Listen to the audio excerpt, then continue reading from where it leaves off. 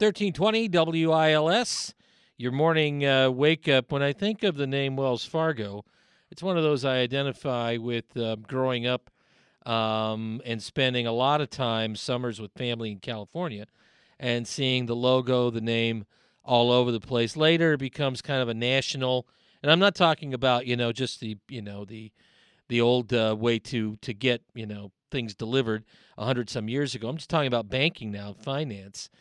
And, of course, now the state of California is going to hit them where it hurts. The treasurer of the state, John Chang, last week said the state's going to suspend several key banking relationships with Wells Fargo. This is all in the wake of allegations about fleecing customers and all of these fake accounts that were set up. The CEO goes in front of Elizabeth Warren, 5,000 employees fired, John Stump facing the music, maybe not enough. It's a mess.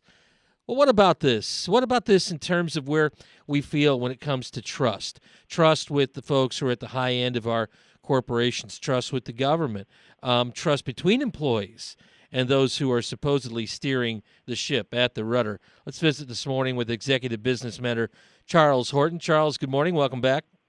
Good morning. Well, the Wells Fargo story has been, a hot mess from the beginning, although the length that government will do, I guess, on its end to intervene makes you scratch your head a little bit. What's happening here from your vantage point? Well, it certainly is a mess. I think consumers need to really watch their bank statements, make a lot of noise, complain to the store. In this case, the federal regulators, the Consumer Financial Protection Bureau, did get a $190 million settlement out of them. So I think the teeth that the Dodd-Frank bill gave them was a good thing. Do you see this happening? I guess, when you put a fence around Wells Fargo, it's bad enough. But it always makes you go, so what's happening with other financial institutions? And didn't we go down a road like this before? And wasn't there supposed to be, better oversight? I'm not talking about more or endless regulation, but better, more efficient, more targeted regulation. Is that off base or is that spot on? What do you think? It's totally amazing that it got this big. Yeah. I own a business that is regulated by the CFPB, and my board of directors takes every single complaint very seriously, and we look for trends. The ability to get basically 2.1 million fraudulent accounts is just baffling how that could ever happen. I mean, people had to be complaining.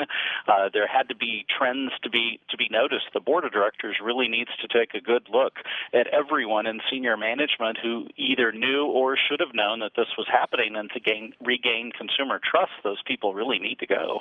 I had Charles, a Michigan CEO, tell me this was in, I think, 08, maybe it was 09. There were still hearings going on through the financial crisis. And he said, well, you've heard the term too big to fail. Have you ever heard the term too big to care? And I just said, well, of course you would care. He goes, no, think about it for a second. Now, does that apply here? The settlement amount is only 8% of the profit that they made last year. So Wells Fargo made $23 billion. This is 8%. The DOJ went after them now recently for $24 million for repossessing service members' cars. It's still not huge. I mean, it's going to add up to 10% or more. And I think they have other issues. As you said, California is removing a lot of their accounts. Probably some other big states, big businesses are removing their accounts for trust issues. It is going to cost them, but it's probably not going to cause them to fail. Yeah, you wonder if there's a meeting somewhere, very hushed tones, lots of burnished wood, fine leather, and very fancy, crystal cut glass, and someone says, it looks at that and says, that's an acceptable loss. Let's, we move on. It shouldn't be that easy, but sometimes it is. That is possible, and when executives retire after leading it and go away with a $124.6 million golden parachute, it's kind of hard to figure out what the real priorities are. Let's talk about real businesses out there like yours and others that do try to play by the rules, and if they do, squeeze a little right, squeeze a little left, they get hit back the other way, and they take their medicine. And they try to learn a lesson from it. What do you do? What can small businesses learn from this in terms of how not to operate? Well, if you're regulated by the CFPB, whether you are or not, in lesson 16 in my book is about under promising and over delivering. You need to do what you say you're going to do if you want to get your customers' respect. It's just a prime principle in business. Do what you say you're going to do. Actually, do more than you say you're going to do. And one of those things would not to be open up accounts without their consent. That would be a basic one. That'd be a pretty basic one. And when you do have their consent, give them good customer service. So Wells Fargo, in your mind, they survive this, though, don't they? I mean, they do. With $23 billion in revenue, they survive this. Yeah, but maybe if you are a company that's a going concern that's operating more on the ragged edge, you couldn't afford to make a mistake like this, and you have to be even more careful, don't you? Absolutely. Business is not Wells Fargo size by any means, and I pay close attention to every single thing. So every release that comes out from the CFPB, we look at what they're going after. If there's any potential that anything that we're doing will be construed by the CFPB wrong, we're going out there to be very direct with our customers because of the CFPB and because we want customers that trust us. The shame here is that in our three-letter acronym world we live in, whether you're COO, the COO, and the CFO, and we interview them all on this show, you kind of get, there's a period of time when this comes out when everybody who has one of those following their name as part of their title gets looked at a little more closely. And the truth of it is most folks who wear those titles do a pretty good job, and that's why they're there.